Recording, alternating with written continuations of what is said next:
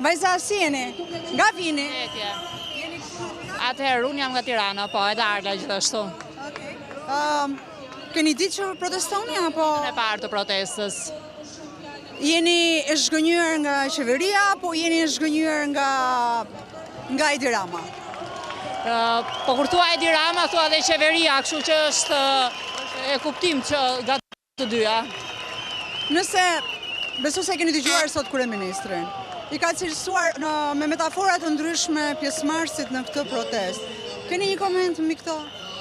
Atëherë, është pikërisht algoritmi, propaganda që Edi Ramën e ka ushqyer dhe e ka ngjitur në këtë stad të qeverisë dhe ka bërë kryeministër, për 13 vjet e ka ushqyer popullin me propagandë dhe është pikërisht algoritmi ai që po e rrëzon, sepse qytetarët i kanë hapur syt, e kanë kuptuar që i ka varfëruar, i kanë ndjekur nga Shqipëria dhe kjo është përgjigjja që ai vërtet meriton.